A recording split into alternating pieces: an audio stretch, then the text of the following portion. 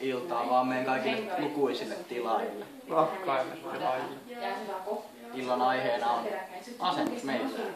Tää on tämmönen tosi kevyt asennusmeikki, mitä voi käyttää jokapäiväisessä asennuksessa. Ja tää on aika kevyt, mutta hieman koottimainen. Sopii muun muassa sedanauton alle. Kyllä. Jopa kompaktiin. Mutta aloitetaanko tää nyt meikkaaminen? Elikkä sapuna meillä on tällainen virittäjän käsikirja 2. Tää on tosi kätevä. Mä käytän tätä itse lähinnä joka päivä, kun mä menen. Täältähän sivulta 34 niin löytyy asennusmeikki. Ja asennusmeikkihän alkaa mineraalitärvätillä, millä niinku puhdistetaan kasvot ennen meikkiä.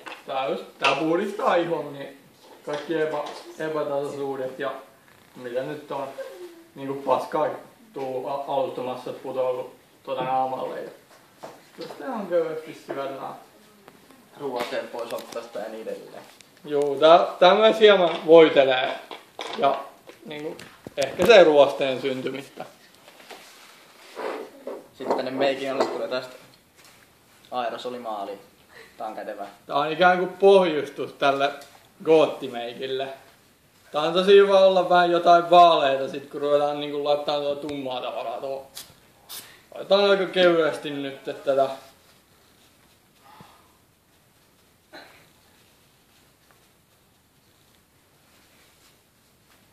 Heti tuli semmonen kaunis tunne.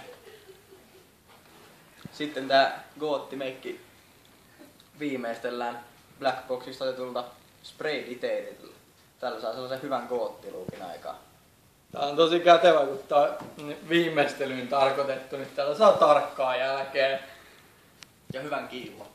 Tätä on hetkeen käytetty, niin tätä on vielä off-modella, niin joo, tuolta. Ja tää on ikään kuin tämmönen maskare-tyyppinen ratkaisu, että Täytyy kyllä oikein tarttua, tarvitaan vähän enemmän. joo, laitetaan vähän enemmän, niin kaikille meidän rakkaille lukijoille niin välittyy sit se goottitunnelma. No ei tässä nyt oikeesti paljon.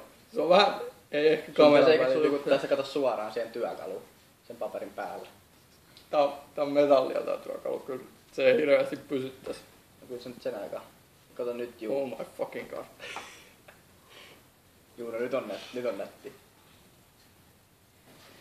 Vaihtoehtoisesti voi käyttää myös niin jotain 10 V30 öljyä tai jotain vastaavaa. Ei mitään liian jäykkää.